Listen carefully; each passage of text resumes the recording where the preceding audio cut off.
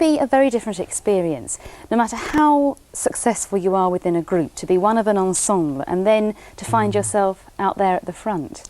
Yes, it's quite a jump to make. I'm thrilled. I didn't expect to get so much success so soon. Yes, it looks very good at the moment. I'm very pleased. Now, we were discussing while we were looking at the film there. In fact, there's a story in the Daily Mirror today saying that you're nervous. Yes.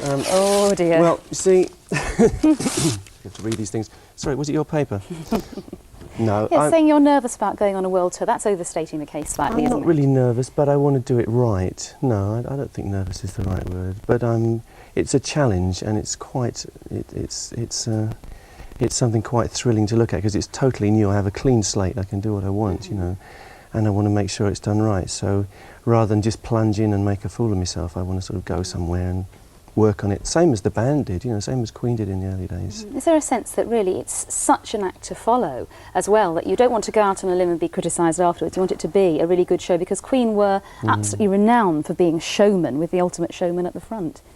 Yeah, well, people pay their money, you know, and you really you have an obligation to do something special, I think. Yeah, it's not enough to just shuffle on and say, well, this is what I do. You know, you go for it, and I think that's the way we've always been, and I don't want that to change. Obviously, everybody wants to know whether you will play together again, or whether Freddie's tribute concert was in fact the last time that it's likely that we'll see the remaining 3 members of Queen playing alongside one another.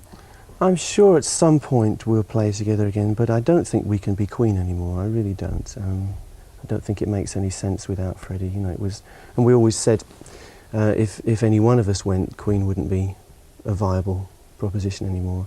So no, and I think in a way it's time for us to move on. You know, we were in this wonderful self-made umbrella for a very long time, and it's in a way time to grow up, and I'm up for it.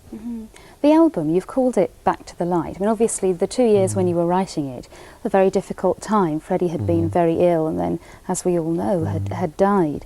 Is there a sense in which it is a transition from the past to hopefully a happier time and a completely new set of objectives in your career? Yes, it actually took me longer than 2 years. I've been working on this album for at least 5 years, and some of the stuff goes back even further than that.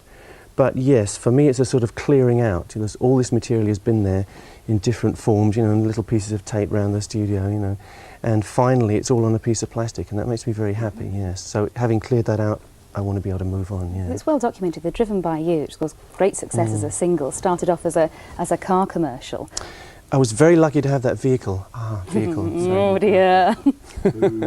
Thank you, yes, very pleasing. Now, what about this one? Because it's completely different from anything I've ever heard from you. Yeah, this one I've lived with for the 5 years that this thing's been going. Yes, it's been in my head for a long time, and it's nice to get it out, and I will be glad to get past this one in a way. It might seem a strange thing to say, but some things sort of haunt you, you know, and this song's quite important to me, and I'll be glad to get it out of the way. What inspired this one then? Depression, I suppose.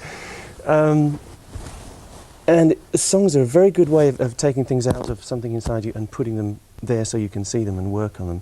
And it's not just about me, it's not just about one particular instance. It's a song, you know, which I crafted and worked at, and I'm quite proud of. And I hope that being a song, it will mean something to a lot of other people. That's what it's all about. Happier times ahead from you. I'm sure you can't go wrong with it at number 7 in the charts. We'll see a little bit more of you later on, Brian. Thanks very much for coming in. All right.